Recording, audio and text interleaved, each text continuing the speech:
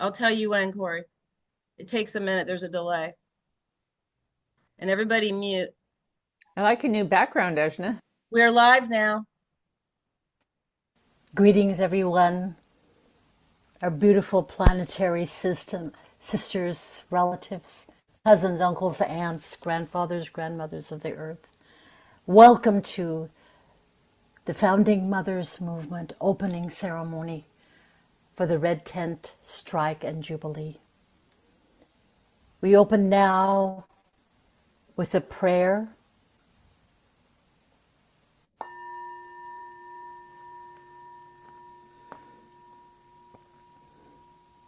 O beloved Creator, deepest mystery, bringing forth all of creation in all of its majesty, glory, complexity, and beauty. We invite your presence, the presence of all of the masters of creation.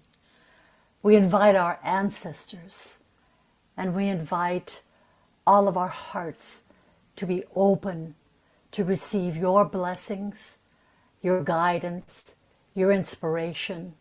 And as we gather throughout the week inside of our red tents, that we bring the wisdom, the healing, and the nurturance to heal the sacred womb that is within each woman and within each heart, the sacred womb that is actually birthing forth all of creation.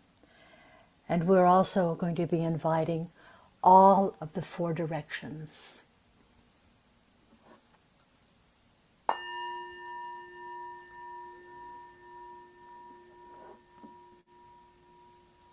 Christina Herrera, representing the East and the color red. Sí, representando de nuevo, ¿verdad? Esta oración unidad con ustedes, representamos la alegría de cada día, representamos el maíz, que es la vida, que es el maíz, representamos todo lo que es la tierra que es alimentada también por el sol. Nosotros representamos también la luz del sol.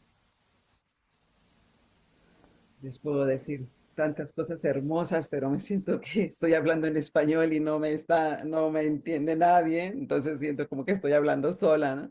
Pero desde el corazón les mando la pasión de la mujer del Este. Les mando el amor de la mujer del Este. Les mando el alimento de la mujer. Porque las mujeres del Este y de todo el mundo somos el alimento de la tierra. Somos el alimento de la humanidad, somos la cuna del universo.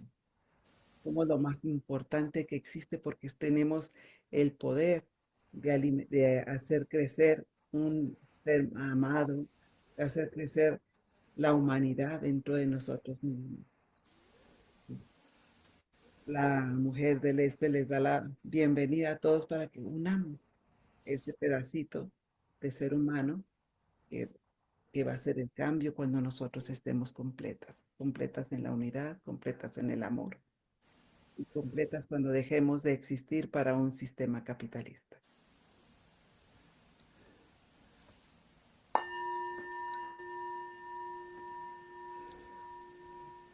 And we move now to Molly McGettigan Arthur, who is representing the South and the color white. Create in me a pure heart that with the white sense of purity and love and offering that mothers offer with their unconditional love to their children and to their grandchildren. May we offer our beauty to the spirit of the world and our Mother Earth so that she and we together as life givers can become beloved ancestors with our pure hearts and our pure bodies and our pure lives and our pure spirits. Amen.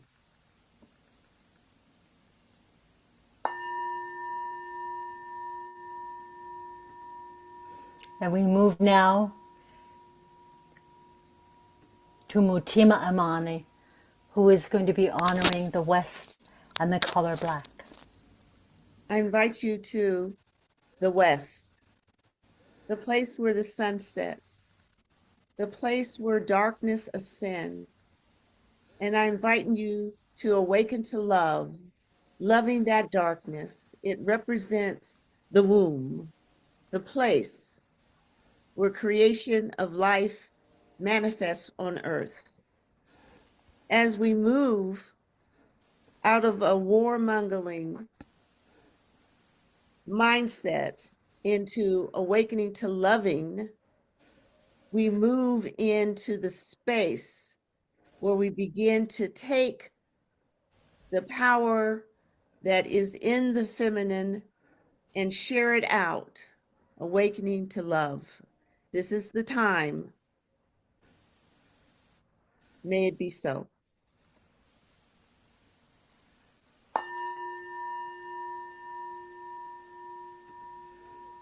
And we move now to our beloved Tulaya Ponpiriakuchai, who will be representing the North and the color yellow. Thank you, Junwi. Oh, sacred forces of the golden radiance, I stand firm in love, devotion, and prayers, celebrating the feminine wisdom of the ancestors and all who carry the codes of remembering through generations. Turning to the sacred North, may your stillness awaken our inner knowing. May your discipline sharpen our discernment. May your grace guide us in the way of simplicity and devotion. Teach us how to listen beyond words and to see with more than eyes, and to bow when nothing needs to be said. I am the daughter of the golden lineages. May I never forget the gift you've placed in my blood and in my bone and in my breath. In honoring you, O most beloved, in honoring all, I offer this prayer, waving of the lights. I offer you this arati. Karo kripa Sadhguru Jagatarana Satapata Darshaka Bhranti Nivarana Jaya Ho Nitya Jyoti Kalane Vale Lila Daraki Arati Karuguru Araki Arati Karu Saguru Ki Karu Saguru Ki Pyare Guru Araki Arati Karu Guru Araki.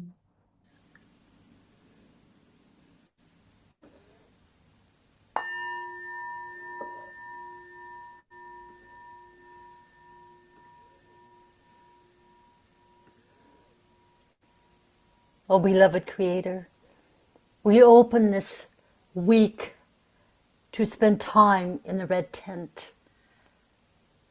And we thank you for the blood that flows not only through our hearts and our bodies, nourishing our minds and our spirits in all that way, but for the blood in the womb, which is passed down generation after generation, full of love and nurturance. And may this love and nurturance fill our red tents as we meet throughout the week. And this is an opening ceremony, opening to the majesty of really deepening and accepting our divinity and our majesty while we're even still human. Thank you.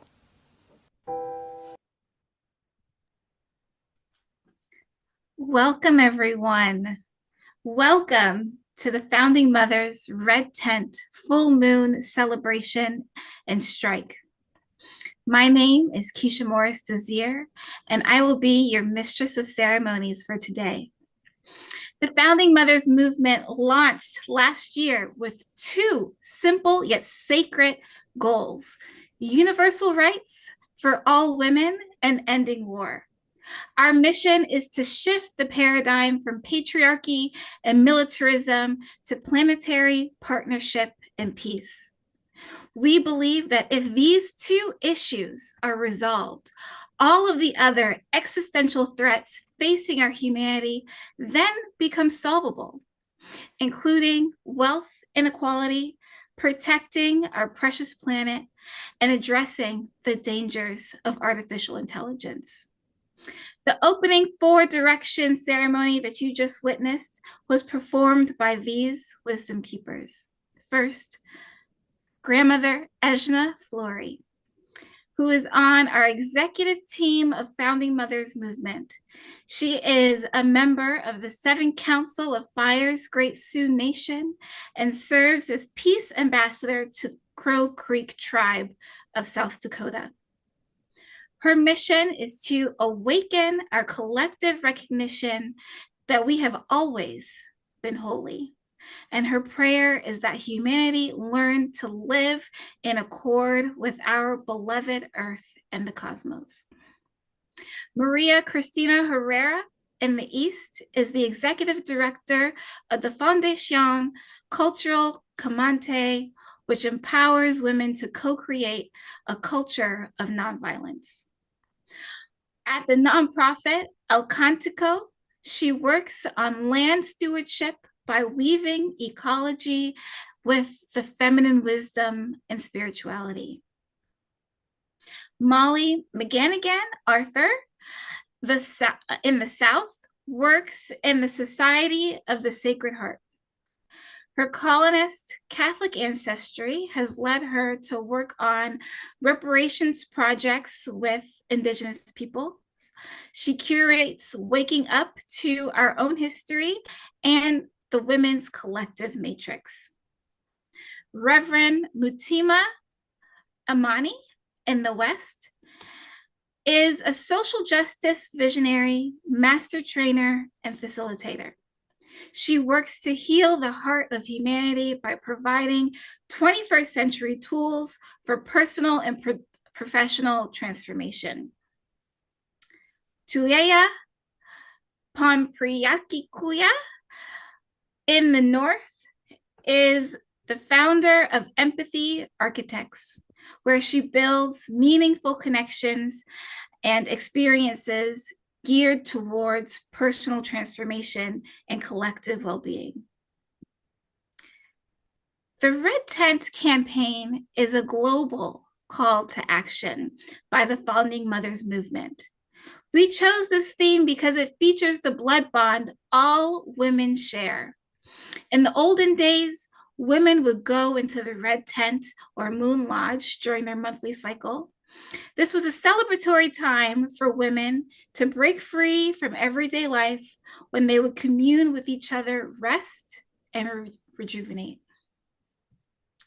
Most importantly, the Red Tent provided these women with a safe space to worship as they see fit, including reverence for the divine feminine and our sacred moon cycle. Today's rally, we have honored many guests who support the Red Tent and the amazing work of the Founding Mothers Movement. Our first guest is Deanna Lamb, who was born in Romania and grew up in Israel. In 1992, she began the personal journey towards embracing her cycle, which led to Reverse the Curse. In 1994, she convened the first menstrual empowerment cycle, and the response was overwhelming. Deanna saw the deep need all women have for healing and reclaiming the adolescent girl within us who might not have been welcomed into womanhood. Internationally, Deanna is now recognized as a pioneer in menstrual empowerment. She is also the author of Becoming Peers, Mentoring Girls into Womanhood, and The Diva's Guide into Getting Your Period. She is the founder of the Red Moon School of Empowerment and Women and Girls and Red Tents in Every Neighborhood. Known as a womb visionary, Deanna teaches women and girls how to love themselves unconditionally and gather spiritual strength from their moon cycle. Today, she will lead us into a guided meditation on the blood bond that all women share. Thank you, Deanna.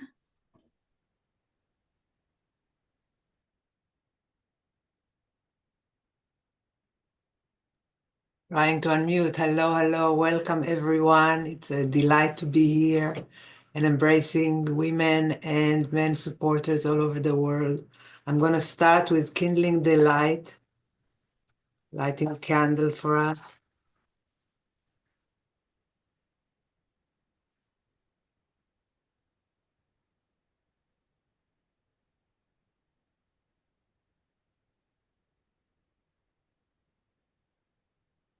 If the camera can see the flame. Inviting us to kindle the light within our hearts, within our womb, within our soul. Inviting us to close our eyes and place our hands, one on our heart and one on our womb. If you don't have a womb in your body, you have come from one. We all come from the womb. If your womb has been surgically removed, you still have an energetic, etheric womb imprinted in you. We all have a consciousness of the womb because we all came of one, and some of us have one inside our body.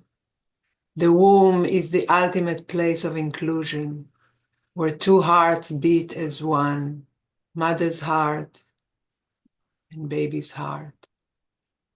One bloodstream shared. There is no room for inclusion, for exclusion in the womb. It's the ultimate inclusion of the other, the ultimate inclusion of that which is not me, my other self. You were the other self in your mother's body. If you were pregnant in this lifetime, there was an other self inside of you.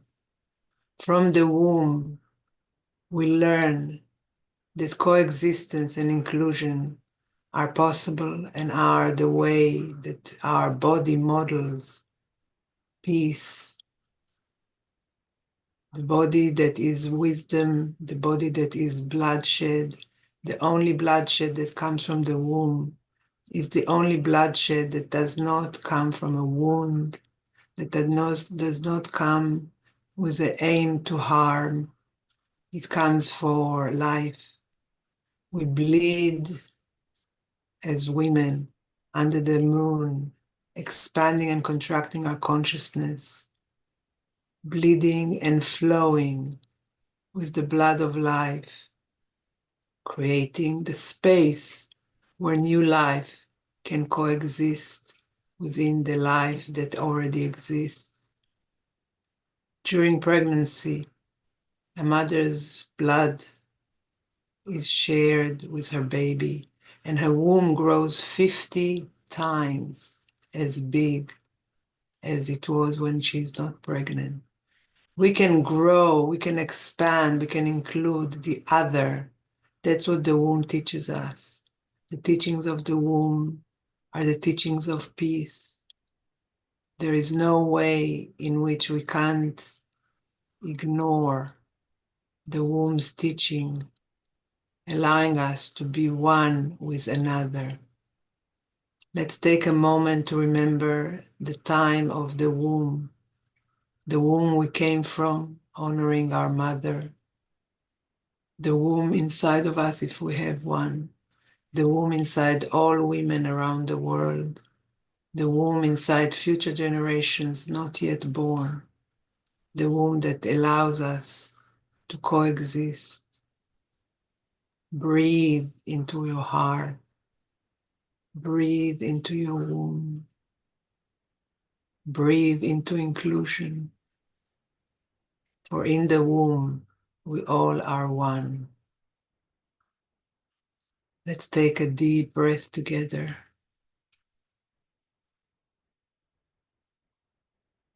In honoring the consciousness of the womb, let's return with our eyes closed into this moment, into this circle, into our body sitting on the chair, into the circle around the world that we are part of, into the cosmic womb of the great mother of us all, the womb of creation, where we all come from. And with another deep breath, let's gently open our eyes.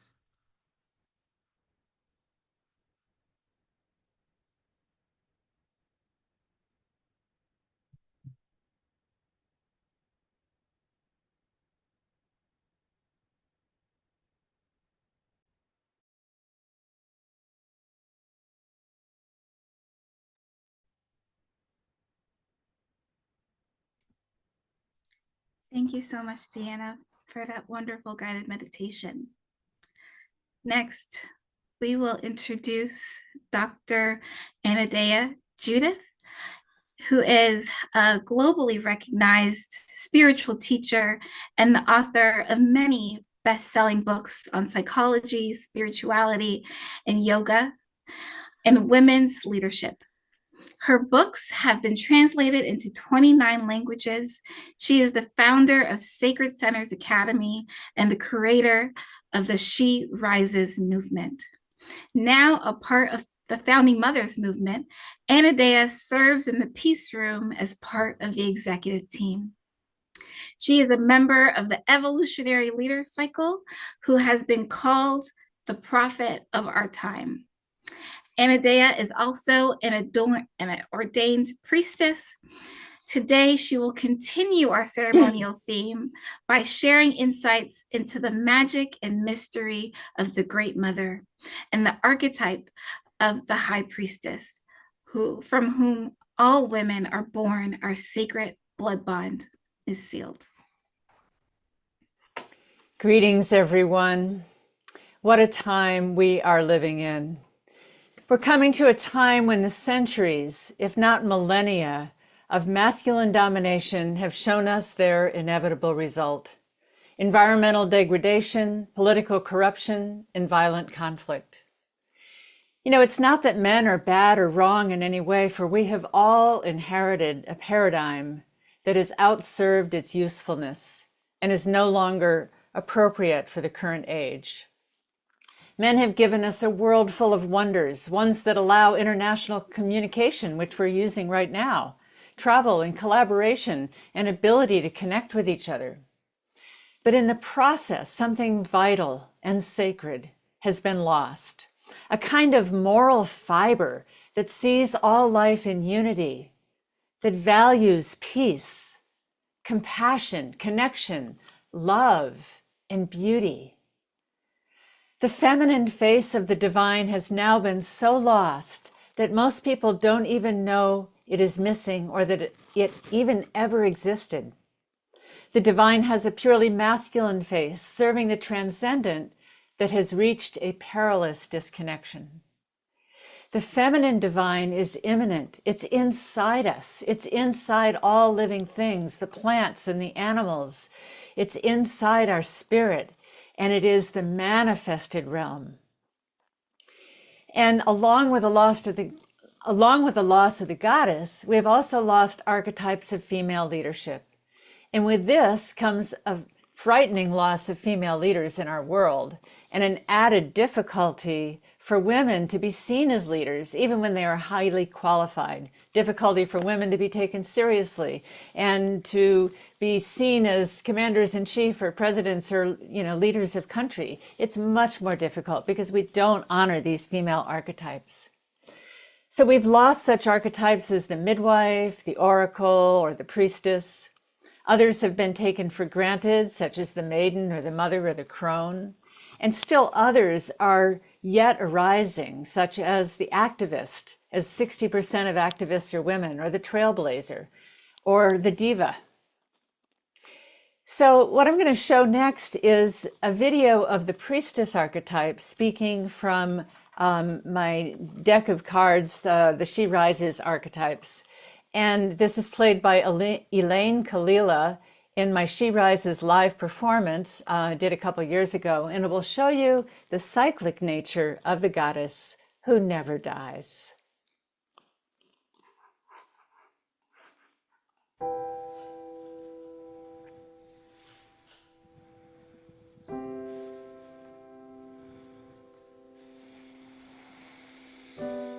I am the priestess. I am the living conduit of the goddess. My duty is to serve her above all else. Through me, she remains alive in the hearts and minds of her people. I am the guardian to her mysteries. I am the mistress of magic. I am the keeper of her temple, and I am a weaver of the ways and a guardian to her mysteries. I come to you as maiden, as mother, and crone. I am the oracle, uttering words of the divine. I am the alchemist with her scents and potions. Always the midwife standing between the worlds. I stand at the threshold between the unknown and the known, guarding her mysteries with my life. Once I was revered, you may remember. I walked the lands freely. I blessed the animals and the herds thrived. I blessed the crops and there was plenty. I blessed the soldiers as they went off to war. And I loved them when they returned. But after they raped me, after they destroyed my temple, after the goddess's words were forbidden from my lips, the herds began to get sickly. You know the story. The crops began to fail. The springs began to dry up. And I was blamed and shamed for the chaos that had followed. I was punished. I was exiled. I was tortured. I was burned at the stake. Until now. I lie in the earth, the deep and silent, dark earth, forgotten, forgotten, forgotten.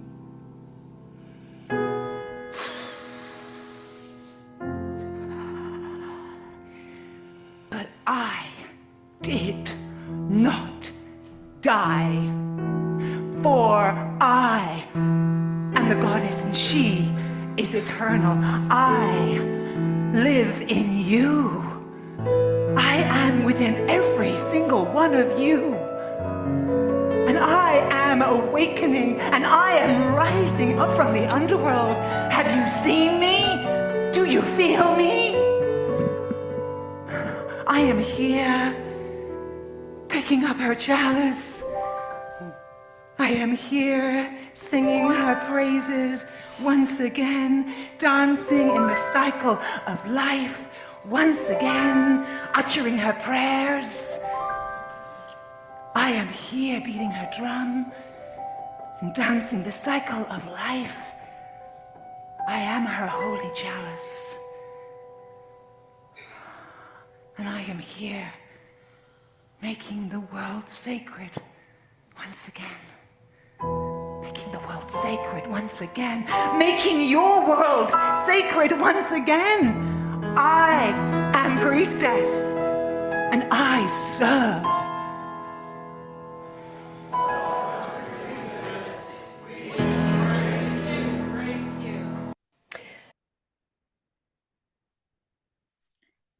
Thank you, Anadea. And what a powerful video. Let us all embrace the goddess within ourselves. Thank you. Now, it is my great privilege to introduce our keynote speaker, Marianne Williamson. For more than 4 decades, Marianne has provided us with inspirational teachings and political leadership.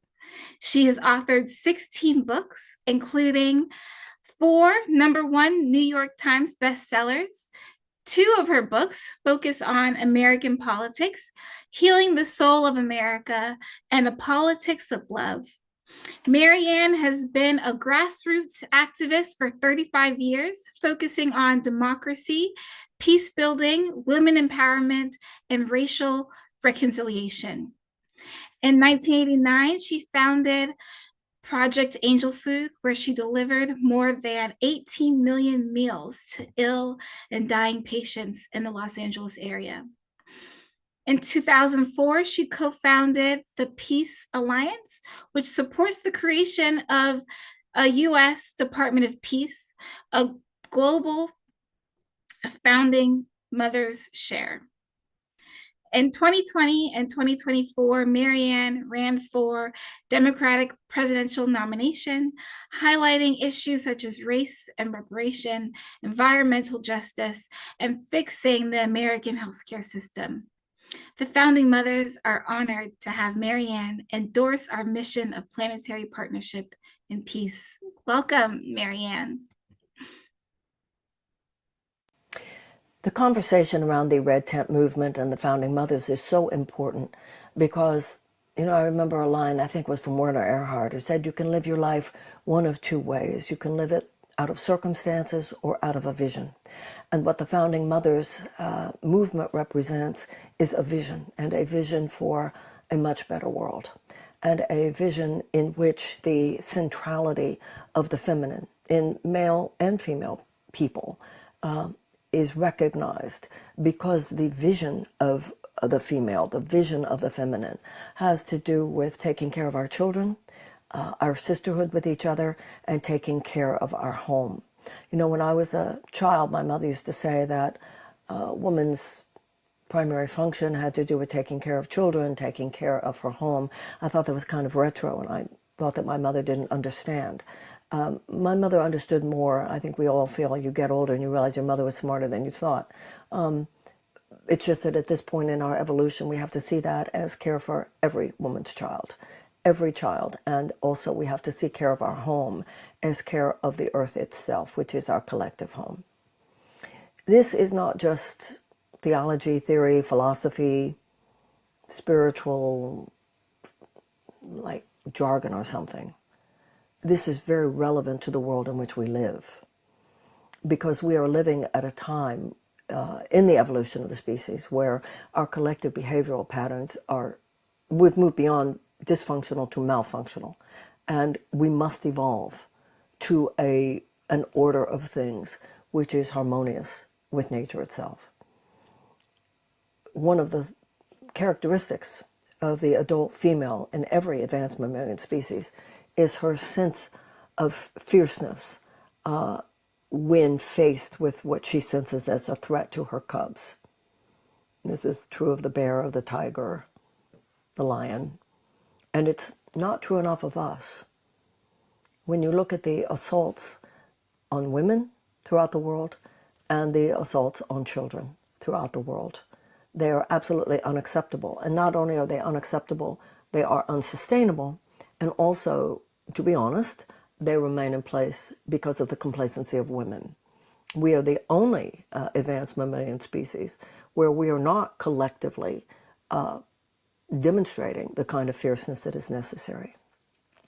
It is not an accident that as authoritarian forces rise in the world, and yes, I do mean in the United States, it is not an accident that a diminishment, limitation on the rights of women and a withhold from educational and health opportunities for children is so rampant at this time. Whether it has to do with attacking the reproductive rights of women, whether it has to do with attacking the voting rights of women, whether it has to do with the government declaring that when grants are drawn up, that if it sees the word woman in it, then, the grant will not be accepted. I mean, it's so outrageous, except it's the times in which we are living. So the vision for what's possible at this point cannot be just, oh, wouldn't it be wonderful? It has to include the fierceness of recognizing that right now, the things that we, within the divine feminine, find most dear are under attack by a counterforce. And that, I don't even want to call it patriarchal, because this is against men as well as women. This is an anti-life in a way. It's a diminishment of the possibilities, the God-given potential within us all. And that's what woman stands for, whether it's woman or feminine, the womb, giving birth. Whether you're giving birth to a child, or you're giving birth to a creative project, you're giving birth to your talent, giving birth to your desires, you're giving birth to justice, you're giving birth to love. No matter who we are, no matter what our age, younger women have to, in order for the species to survive, obviously, there has to be physical procreation, but a woman, no matter what our age, our job is to help birth a better world. And there is a counterforce. And that counterforce in many ways is rampant on the earth. It is inherent in an economic system which sees making money as separate from ethical commitment, moral commitment, humanitarian commitment, which sees the earth as something to just use for humanity's utilitarian purposes without any sense of moral responsibility to be good stewards of nature, which sees children and old people as, they're not particularly of use to this economic and social and political system that is only about creating more resources for a very few. So children are given short shrift, the earth is given short shrift, older people are given short shrift. And it is at this time up to us as women to hold the line and say no. That is what the bear does. That's what the lion does. That's what the tiger does. I remember when I can't remember what state, Montana or someplace, and they were talking about black bears. And they were saying, black bears, they're okay with human beings. They're not coming after you, but don't come after their cubs. Because if you come after the cubs, a lot of people, there's been a big deal in states like that. Because, oh, he's such a cute cub, I want to go say hi. No. Because the mother will see that as a threat. Now, the reason that's important is that that's why the species survives. This is the survival of our species that we're talking about. And I was with my own granddaughter the other day. A newborn cries and is so cute and so cuddly. Well, nature has made it that way. Because if they weren't so cute and they weren't so cuddly, then you might abandon the baby. You wouldn't realize what a big deal it was. There's something about a baby's cry. We are, through evolution, hormonally programmed. You can't leave a crying baby alone. You have to, pick it up, you're so cute. We are hormonally programmed to love it. And something happens, we've lived in the world and we think, my child matters. But the love that will save the world cannot just be the love for your child. It has to be the love for all of our children. And it can't be love just for our home. It has to be love for this collective home that we share. I remember when I watched a film about the witch burnings made by the Canadian Film Board. I think it was called The Burning Times. And it was talking about how these hundreds of thousands of women who were burned during that phase of Western history, the reason there was this drive to destroy women of power, because that's what the word witch meant, wise women, passionate, free-thinking children, it said. Passionate, free-thinking adults raise passionate, free-thinking children. And passionate, free-thinking children grow up to become adults very difficult to manipulate and almost impossible to control. And that's why the mother feminine is attacked because of our capacity to raise children who are invulnerable to the machinations of such a system. These are very serious times. There is no point in our participating with a movement such as this unless we're going to take it very seriously right now. This is not just about dancing under the moon, you know, and cut velvet scarves and candlelight. This is about something very, very serious. And it does have to do with rising authoritarianism, totalitarianism, and some of the worst faces of humanity collectively that is on the rise and on the march. And we as women who are participating in a conversation such as this are ready to rise to the occasion. I believe that. Otherwise, this wouldn't even be existing. You wouldn't be here. I wouldn't be here. But I think it begins by taking the role of motherhood very seriously. Motherhood as in mothering a new world that is struggling to be born. Because it is this parallel phenomenon where one world is falling apart, another world is struggling to be born. The world is falling apart is being torn down. And sometimes the Divine Mother says no. Love can be fierce. That bear, that mama bear is fierce. That mama tiger is fierce. We, I believe, have to be fierce now. Founding mothers, we will do anything to protect our babies, and we will do anything to protect our babies yet to be born. We're not angry. We're just not kidding. And we see forces that represent limitation, degradation, desecration, violence, fear, and destruction. And our role is to say, we won't be doing that. And if enough of us are clear about that and find that place within ourselves, things will change. You know, we're actually the majority of the species, remember. So much that's happening that shouldn't be happening would not be happening if we hadn't looked away. Let's not look away now. So it's an honor to be with you, an honor to have this conversation with you, to share. In the Course in Miracles, it says an idea grows stronger when it is shared.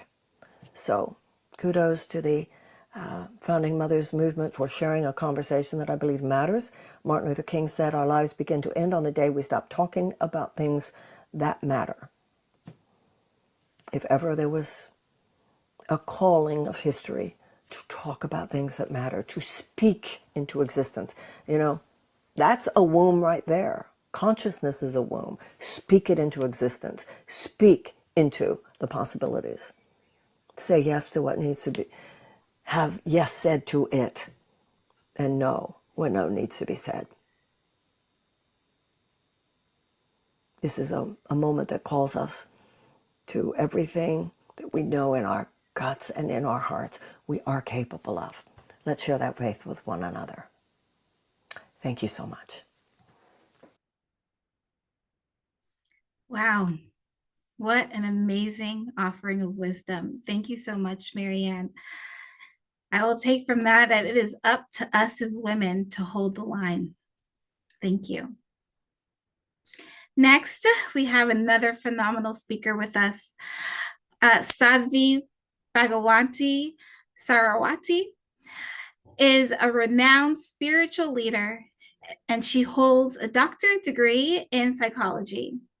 For the past 25 years, she has lived on the banks of the sacred Ganga River in the lap of the Himalayas, engaged in spiritual service and sacred action. Her best-selling memoir is entitled Hollywood to the Himalayas, A Journey of Healing and Transformation. Sadhvi is the Secretary General of the Global Interfaith WASH Alliance, an organization dedicated to clean water, sanitation, and hygiene. She is president of the Divine Sakwati Foundation, which provides free vocational training, and she is the director of International Yoga Festival in Rakeshish.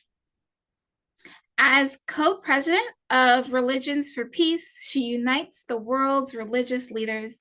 She also serves on the UN Advisory Council on Religion. Sadhvi is a true master of the spiritual realm with a profound understanding of the human condition. Her teachings blend ancient wisdom and modern insights by merging the knowledge of logic and wisdom, knowledge and logic of the West with the insights and wisdoms of the East. She serves as a spiritual bridge between the two cultures. Today, we are privileged to have Sadhvi with us to talk about wisdom, the feminine wisdom, and our sisterly bloodline.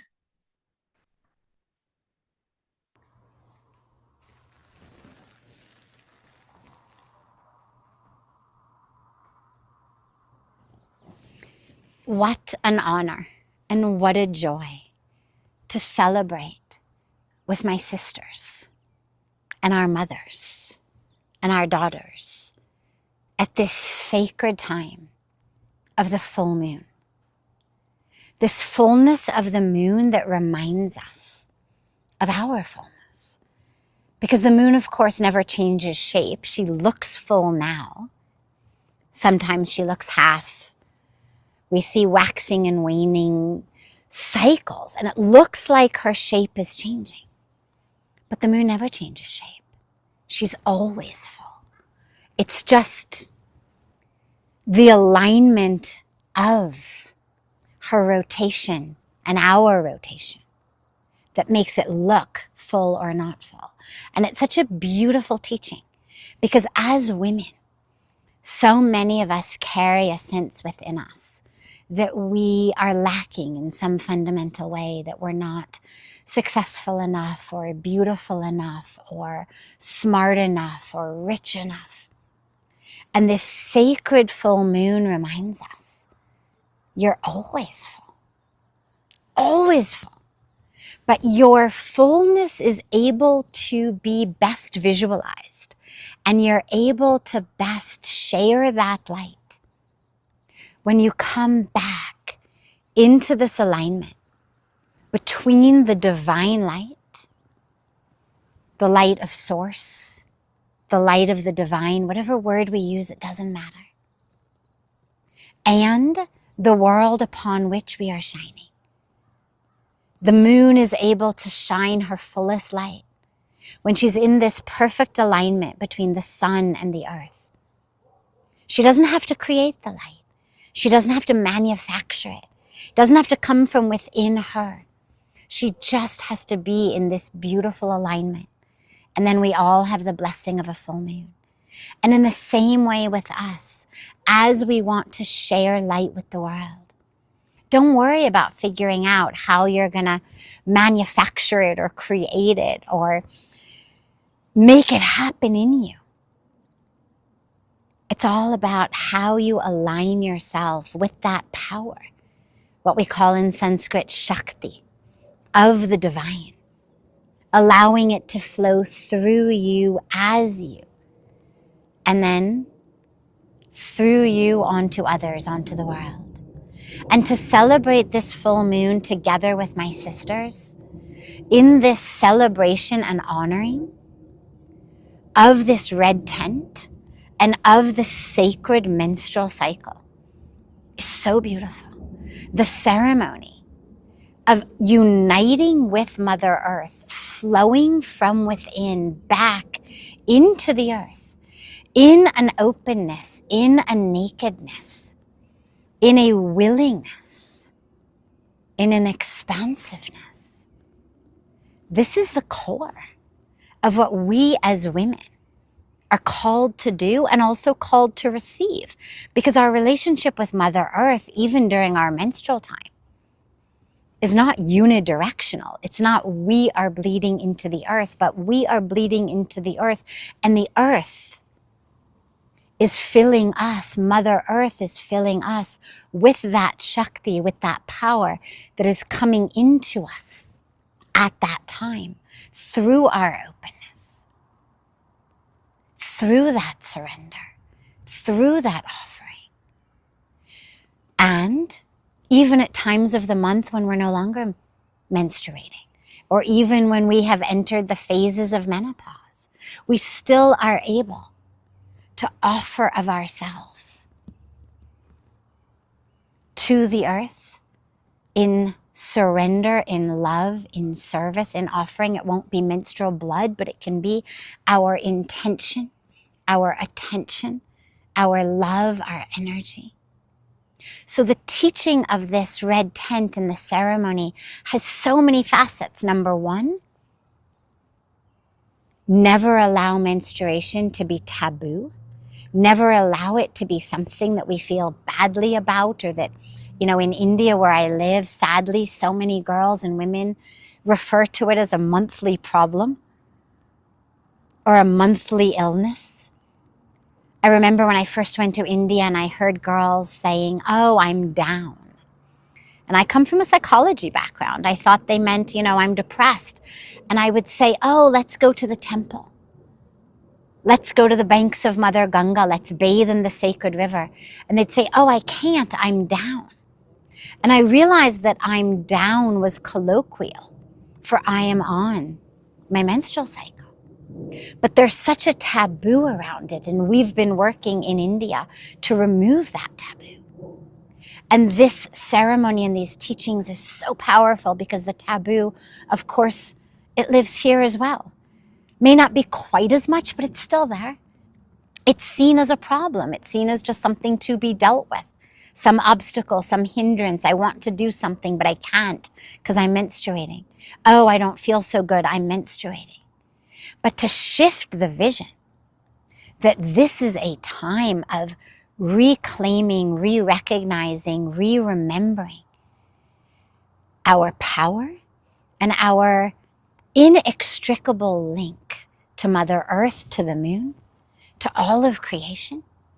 And in that, as I have shared with so many girls in India, to change their colloquialism, to never again say "I'm down," but to say "I'm up."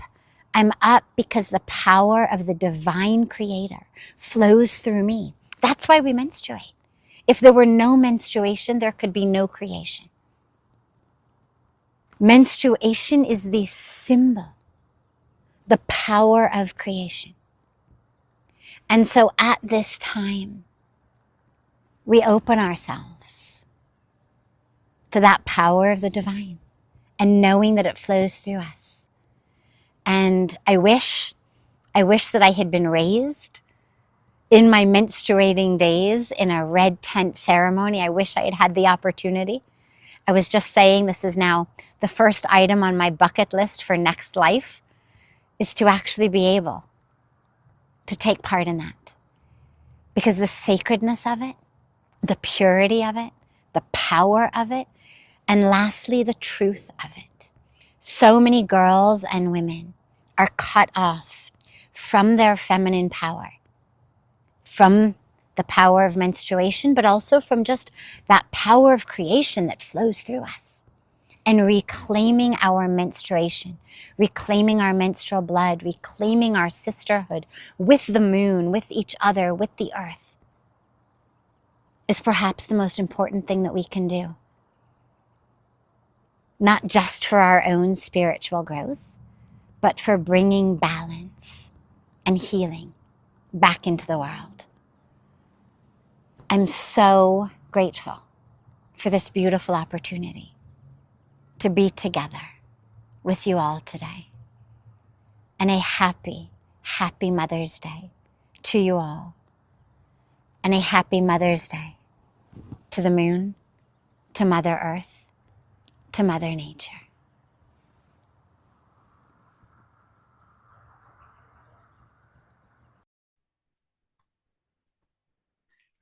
Again, powerful, powerful stuff. Thank you so much, Sattvi. Our next offering is from Duana Dresser, a lifelong musician who teaches at the Kirtan Leaders Institute. Her album, Kirtan album, is entitled From the Soul. She sings with the Boulder Bass, Mike Cohen, and Shatik Groove, and she has produced 3 albums of the original folk rock music with her band Vertigo Road. Now let's breathe in deeply and take in Duana's musical gifts. Thank you. This is the chant Adi Shakti to bring in the most beautiful primal power of the divine feminine even more strongly into us. Adi Shakti, Adi Shakti, Adi Shakti, Namo Namo. Sarab Shakti, Sarab Shakti, Sarab Shakti, Namo Namo. Pritam Bhagavati, Pritam Bhagavati, Pritam Bhagavati, Namo Namo. Kundalini Mata Shakti, Mata Shakti, Namo Namo. Adi Shakti, Adi Shakti, Adi Shakti, Namo Namo. Sarab Shakti, Sarab Shakti, Sarab Shakti, Namo Namo. Pritam Bhagavati, Pritam Bhagavati, Pritam Bhagavati, Namo Namo. Kundalini Mata Shakti, Mata Shakti, Namo Namo. Namo Namo. Namo Namo.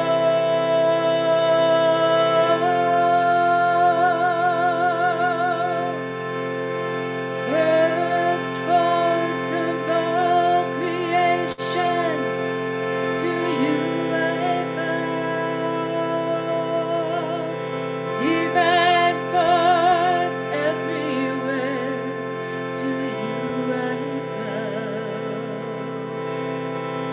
Creative force, primal force, to you I bow. Divine force rising up, to you I bow. Namo Namo, Namo Namo, Namo Namo. Namo Namo, Namo Namo, Namo Namo. Oh, Namo Namo, Namo Namo, Namo Namo.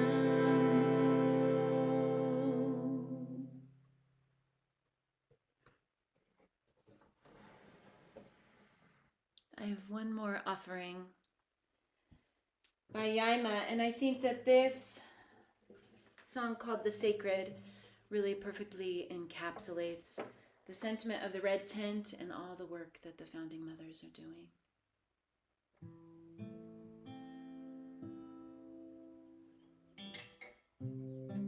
In this moment, the earth stands still.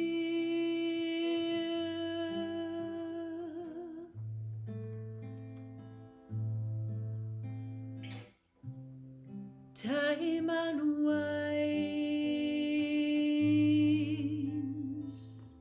its coil.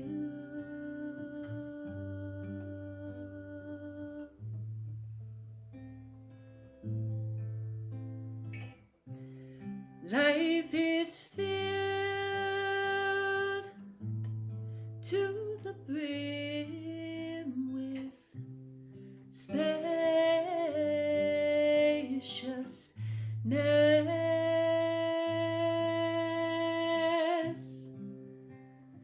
Oh, how simple. Oh, the sacred. Oh, how simple.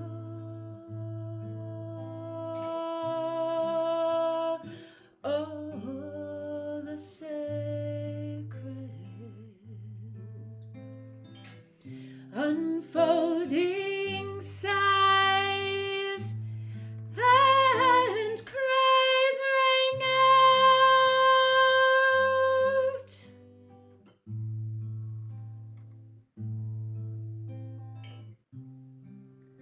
A universal openness. Each spirit here sang into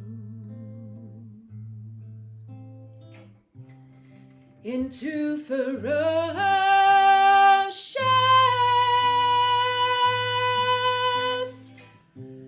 love.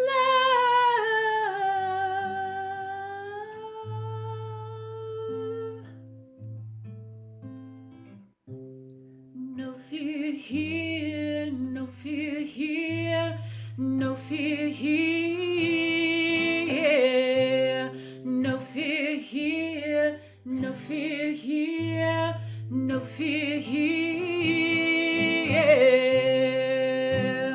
Oh, the sacred.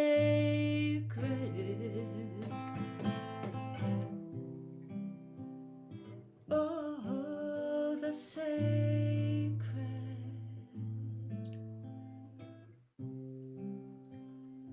Oh, the sacred.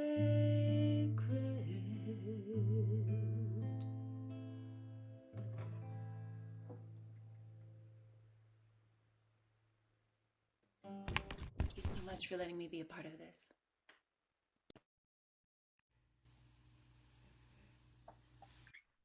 Wow. Thank you, thank you, thank you, Duana, for blessing us with your beautiful gift. There is no fear here. Thank you. Our next speakers are Eva Delac and Dr. Elena Stokeman. Eva is a peace facilitator and psychologist with over 30 years of experience working in conflict zones across the Middle East, Africa, and Asia. She co-hosts the Women Ending War podcast and writes The Other Narrative on Substack. As founder of the nonprofit Peace Activation, she specializes in conflict transformation and women's political and economic empowerment. Elena is an anthropologist, feminist, and peace activist, and two-time winner of the National Jewish Book Council Award.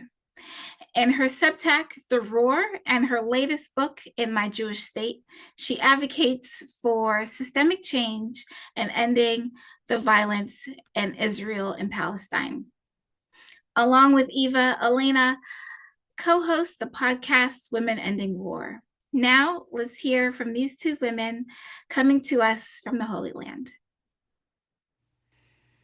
Hello, everybody. My name is Eva Dalak, and I'm recording this from Ramallah, Palestine. Assalamu alaikum. My name is Ilana Stockman, and I'm here in Modi'in, Israel. And we're both here sharing a message of inspiration in this time of dear distress, despair, and hopelessness. We both have been collaborating together in a podcast called Women Ending War, which we deeply believe is possible. Hope is an action, and I often say that the womb of woman can carry two hearts in one body. And if we are able to carry two hearts in one body, we're able to hold also several narratives in one being. And that's what we're coming here to share with you. One of the things that I find deeply inspiring is the work I do with Eva, our conversations, our encounters, the ongoing work with many groups of women, Palestinian and Israeli women, speaking together, working together, acting together, crying out together. Even when we have very different lives and experiences, we share a vision for a different future, for a different reality that comes from maybe our wombs. Is that the message here? Yes. That it comes from our deep internal source of compassion. The womb as a source for compassion and empathy and nurturing and caring and creation, our ability to create new things in a new future. Even when the world around us looks harsh and bleak and violent, we know we come with this womb energy and we share that no matter where we come from, and we are able to craft a new reality. So good luck to all of you and good luck to all of us in that work, and may it be blessed work, peace-filled work, divine work. Thank you, Ilana. And yeah, for me as well, peace is an action, and we can activate peace in the real world. It's not just an utopia, it's not just a vision, it's something that is accessible for us in the here and now. If we are allowing our feminine nature, and feminine for woman and man, the feminine that come to balance the masculine and be holding the compassion, courage, creativity that is our birthright. Freedom and security are not opposing force. They are partners. They are partners for peace. And we can have freedom and security and dignity and peace for all of our companion and for all of our collaborator and for all of our enemies. I think that we have to shift the language that we have around the other, that the other, if I acknowledge the other narrative or the other reality, I deny my own. We can coexist together in different narrative, in radically different way of being, and yet we are one. We're all interrelated. And this is our message for you today. Thank you.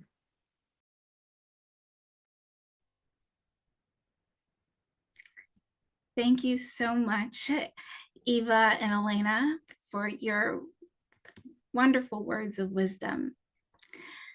Next, our speaker is Ayo Amale, who also holds a JD. She is the lead consultant at First Conflict Resolution Services, a management consulting firm dedicated to conflict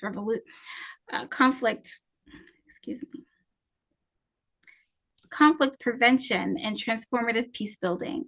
As a feminist, peace activist, social entrepreneur, and creative visionary for progressive structural change, she takes meaningful action on causes that matter. Ayo's legal training allows her to integrate human rights and restorative practices for women's empowerment. She often infuses art forms to develop new thinking around economic and social change for sustainable development. She is the founder of the Ghana branch of the International Women's League for Peace and Freedom and the International Cities of Peace initiatives in Nigeria. She also serves as the Peace Rooms in the Peace Room of the Founding Mothers Movement. And today she'll be talking about the nexus between women and war. Thank you, Keshia. Thank you. Good afternoon, good morning, good evening from around the world. Yeah, the connection between women and war, the SDG 5, Sustainable Development Goals 5, and economic development. The gendered impact of war significantly affects women and society, often intensifying existing inequalities. Women face increased risk of violence, displacement, and economic hardship, while their voices in peace building and recovery are crucial for fostering resilience and sustainable development. Women play a crucial role in conflict and peace building, but often they are least on the mediation panels, they are least in the peace building, they are least in conflict resolution, and these fields are dominated by men. So if we want to influence economic development and the achievement of the SDG 5, tied to the other SDGs, the 16 SDGs, then we have to be serious with SDG 5, because without SDG 5 succeeding, the other can't. So the gendered impact of war often worsens inequalities, yet empowering women can lead to sustainable peace and economic development. Integrating feminist perspectives into the 2030 agenda. We know that the 2030 agenda is built around the SDG, is essential for holistic development. Why are we saying this? The intersection of women and war and economic development is critical in understanding global peace and security. Women as agents of change often take on leadership roles in peace processes. We know that women, even in ancient times, play leadership roles when it comes to peace building, when it comes to organizing the home and making everything work, both socially and economically, contributing to more sustainable outcomes. Their involvement can lead to better economic recovery and stability. As we know that Sustainable Development Goal 5, which is gender equality and the empowerment of women, is vital in conflict and post-conflict settings. Economic impact of war and conflict. War disrupts economies. We can see what is happening in Gaza. We can see what is happening in Ukraine, Ethiopia, Sudan, and the Central Africa Republic. When war disrupts economies, it disproportionately affects women. Women are more impacted, and they are often primary caregivers. We know that role that has been assigned to women. I don't know, I mean, perhaps through patriarchy or how we were formed or whatever, but the truth is that we're assigned as primary caregivers and providers. When war broke out, that can't even happen anymore, because we are saddled with more problem of caregiving. The men are at war, they are being killed, their sons are being killed, so women are saddled with more caregiving roles, and they are often raped, and all sorts of problems. Empowering women economically can mitigate this problem, this adverse effect of conflict, and promote resilience. That's why we said there's a gender impact to conflict, because the burden is not proportionate. Women and girls face unique challenges during conflicts, including risk to increased vulnerability due to violence, displacement, and food insecurity. They often sacrifice their own needs for their families. They go out to fetch water. They go out to look for food. They prepare the meals. They take care of the wounded. These are all the issues that women face. So you find there's hunger, there's displacement. In conflict zones, women are more likely to experience food insecurity, water shortages. For instance, in regions like Syria, Ukraine, Sudan, Palestine, the world is full of wars now, unfortunately. So women head households. They report higher levels of food scarcity and economic hardship. So the gendered impact of war significantly affects women and society, often worsening existing inequalities. Women face increased risk of violence, as we said. So what are the roles that women play, really, in peace building? Because women play very critical roles. Women's participation in peace negotiations has been shown to decrease the likelihood of conflict reoccurrence. That's data. It's what we have seen over time. So it's the reality. So it's important that women are included in peace processes, in negotiations, in mediation. Their perspectives are essential, often unique, and they address the root causes of violence, fostering long-term peace. They bring community resilience. Women often lead community initiatives to rebuild and sustain livelihoods like post-conflict, demonstrating their critical role in economic development and social cohesion. So the role of women is not just caregiving, it's beyond that. It's also part of peace building. So integrating feminist peace in the 2030 agenda. The 2030 agenda is tied to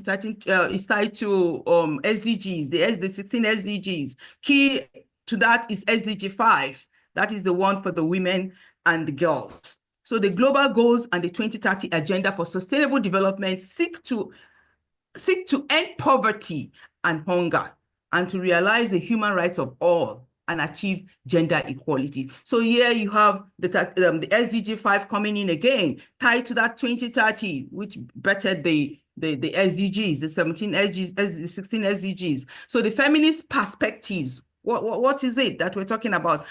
Incorporating feminist approaches, mainstreaming gender, 1325, United Nations Security Council resolution, Maputo Protocol, and all the subsequent resolutions that have followed that are, enhancing human rights, women's rights, and empowerment. So we have incorporating feminist approaches, mainstreaming gender into the 2030 agenda, ensures that gender equality is prioritized in all aspects of development. All aspects of development, including conflict resolution and economic policies. That's the way forward for the world. So what are the policy recommendations? Strengthen women's voices in decision-making processes, promote gender-responsive economic policies that address the specific needs of women in conflict-affected area. And by the way, promote gender policies is not just in conflict, in conflict is in peacetime, because women have to be part of everything for it to be sustainable. Strengthen women's voices in decision-making processes, promote the agenda response to economic policies, enhance data collection on gender impacts of conflict to inform better policy making. So the truth is that empowerment of women is not just a matter of equality, it is essential for achieving peace and sustainable economic development. By addressing the gender aspects of conflict and integrating feminist perspectives into global agenda, we can create a more equitable and peaceful world. That's why the 2030 agenda was endorsed for sustainable development with its 13 sustainable development goals. Inclusive and key is the SDG 5, which is the one that is critical to women.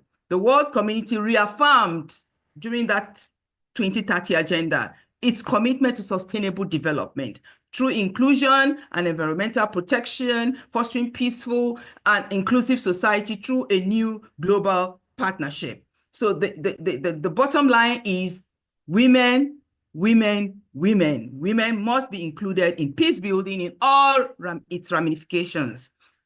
The peace processing, negotiation, conflict resolution, mediation, agreements, post-conflict, all of it together, and even during peacetime. That's the connection if we want sustainable development. Thank you. Thank you. Amazing. Thank you, Io. Women must be included. Absolutely. Our final speaker today is Reverend Laura George, Juris Doctorate, who is one of the visionaries behind the Founding Mothers Movement. Laura serves as Executive Director of the Oracle Institute, an educational charity think tank that studies the nexus between religion, politics, and human rights.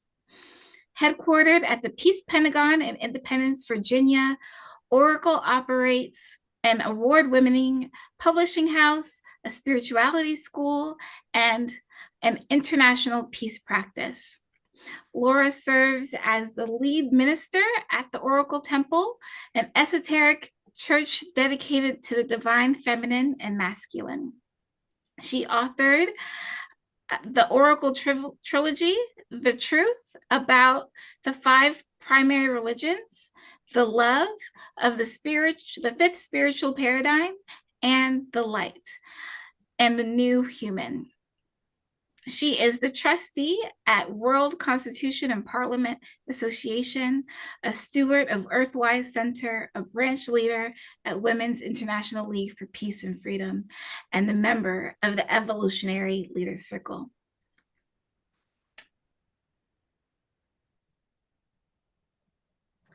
Hello, sisters and brothers around the world who are watching this full moon broadcast. The Red Tent Campaign is the 3rd call to action by the Founding Mothers, and we're glad you heeded the call to celebrate womanhood, our blood bond, and our collective passion and purpose. The Founding Mothers movement was incubated by female thought leaders from nearly every continent. After we launched in July of last year, our diversity grew to include women from around the world. Our goal is to unite all our sisters and thereby build a social movement with the strength to demand equal rights for all women and end war. Yes, these are lofty goals, as wars still rage and many of our sisters still suffer under gender apartheid. But this is not mission impossible. This is mission probable if we truly unite and use feminine wisdom to solve not just these two issues, but all aspects of the planetary polycrisis. In fact, thanks to technology and rising consciousness, this is the first time in human history that a strategic global movement is possible, which makes our mission quite simple when you break it down. Our job is to network, organize, and synergize our allies, women's groups, peace and democracy groups, spiritual communities, and environmental groups, each of which is tackling a distinct aspect of the polycrisis. On the geopolitical front, democracy is on the decline and oligarchy on the rise. There is no doubt that Project 2025 is just the tip of the iceberg, and there exists a diabolical plan to install a global world order based on gender and race inequality and economic slavery. Truly, the nihilism is palpable as men of greed and power dismantle the social, spiritual, and economic progress made during the 20th century, including the hard-won rights of women. We cannot let this happen. We will not let it happen. We are founding mothers of a new world, a world that is equitable, just, free, and at peace, a world that works for everyone and supports the continuation of the human experiment, a world that ensures future generations have the right to self-determination and self-actualization. Yes, we possess the power to shift the paradigm, but only if we exceed the level of organization displayed by the autocrats and oligarchs. I worked with Barbara Marx Hubbard, legendary futurist, and I was fortunate to have private time with the grandmother of the American New Age movement. We talked about the cutting edge of evolution, our emerging but still nascent capacity to unify and co-create. Humans are still learning how to attain the state of oneness, of wholeness, and of unity and diversity. Barbara transitioned in 2019, but she lived long enough to see that the paradigm shift is in peril.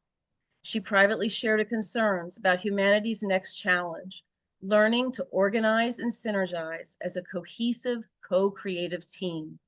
Only then will we finally understand holism, that the whole is greater than the sum of its parts.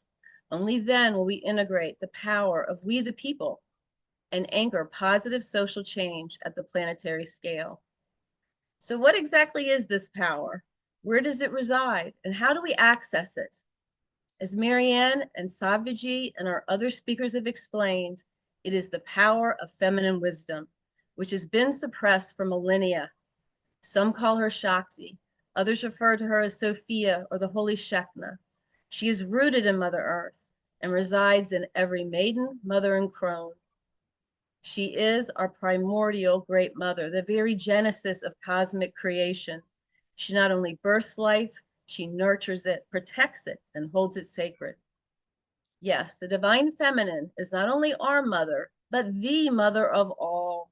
But during that last paradigm shift, she was banished, or at best relegated to mythology. The result has been catastrophic. When we lost the sacred feminine, we lost half of the Godhead. Crusades were launched to kill those who held fast to her. Holy texts were destroyed to hide her power. And women who rebelled were burned at the stake as witches. So for nearly 2,000 years, most humans have been spiritually fueled by only half of the divine energy inherent in the cosmos. In short, how can women be equal on the earth plane if God is a man in the ethereal plane? Sadly, we will never be respected as long as the mother is disrespected. So women went underground, into their red tents. Only there could they feel safe to commune with each other and with the mother of all. We were forced to cover our heads, obey men, and submit to domination. Stripped of all rights, dignity, and freedom, it has taken us nearly 2,000 years to regain the priestess, the oracle, and the creatrix archetypes. And may I add, the warrioress who fiercely protects. Consequently, our future lies in the full resurrection of the divine feminine. The existential battle facing us is nothing short of a holy mission to finally integrate the sacred feminine and rebalance the original law of gender. It is up to us, ladies. Never before in recorded history have women led a paradigm shift. Never before have women possessed the power to chart a new course for humanity. But we possess that power now if we choose to use it. This is the goal of the Founding Mothers movement, to tap the energy of our sisterhood. And we have a strategic plan to get us there. Our mission is to unify women and the men who love us and to network at an unprecedented scale. Specifically, we've reimagined the International Congress of Women, which met for the first time in 1878.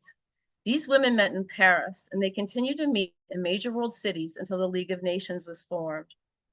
Just imagine the challenges they faced with the communications and transportation systems of that era. Yes, we stand on the shoulders of giants, the first wave feminists. Our reactivated Global Women's Congress meets the first Saturday of every month. We gather in a secure virtual venue, and we record and store our sessions on a secure platform. In addition, delegates are vetted to prevent infiltration into our movement. Our tech circle is top-notch, and our other operational circles are all established, including a media circle, partner circle, campaigns, and proclamation circle. At our third session of Congress, we passed the Founding Mothers Proclamation. The proclamation has two parts. First, our demands for universal women's rights. Second, our solutions on how to achieve planetary peace. 7 international female attorneys worked on this document, which is available at our website. We are asking all women watching this broadcast to visit foundingmothers.world and join the movement. We also hope you will take this week to host or attend a red tent in your neighborhood. Lovely craft your red tent, whether it be an outdoor structure, a backyard picnic area, or an indoor sacred space. Have fun personalizing it with your friends and family. And if there is a girl in your life who is approaching or recently started to menstruate, invite her into your red tent, cherish her, and ensure that she is welcomed into womanhood with immense care and a deep sense of community. For Red Tent ideas, visit foundingmothersworld/red tent. There you'll see our top 10 list of ideas, including capturing menstrual blood for ritual, honoring our animal girl cousins, and staging girl cuts. We trust you will feel our cosmic sisterhood, commune at a transformational level, and form the sacred intention to shift the paradigm in the direction of truth, love, and light, the Founding Mothers motto. Lastly, please send us photos and videos of your Red Tent events. We're hosting a special Connect Fest this Thursday at noon Eastern, and it's also dedicated to the Red Tent theme. Connect Fest is our monthly town hall where you can learn more and ask questions about the Founding Mothers movement. So please send your pictures and videos to media@foundingmothers.world. And if you want to learn more about the Global Women's Congress, contact congress@foundingmothers.world. So let's go build some red tents, shall we? Om Jai. Amazing. Thank you, Laura, for that offering of history and the vision of Founding Mothers and the Red Tent movement. We are going to close with our final offering from Karuna Kundalini, the co-founder of Light on Light Media and author of Light on Kundalini. She is a renowned yoga master who also instructs children, teenagers, and prenatal mothers. As an ordained wisdom keeper in the Vedic and Native American traditions, Karuna offers individual and group sessions on rebirthing, grief, women's issues, and nonviolence. She also offers various healing modalities, including the Ayurvedic diet. In her former life, Karuna was a Ford model and classically trained actress at the Bristol Old Vic Theatre in England. Karuna brings devotion and compassion to all of her work, including her service in the Peace Room and the Founding Mothers Movement. She will amplify and preserve the soul frequency we set during our opening red tent ceremony by playing her gong, and now and every day until our full moon strike broadcast on Saturday, May 17th. Thank you for being with us today at the Founding Mothers Full Moon Red Tent Ceremony and Strike. May we continue to gather as global sisters with the power to shift the paradigm. Dearest ones, take a moment to shut your eyes down, yet open the door to your own inner and outer red tent. Let us gather all our wisdom, all our grace, at every level, every stage, to reach the cosmos in this wonderful opportunity to share. The blood of the Mother Earth is the water of the oceans we cross. Welcome to the Red Tent.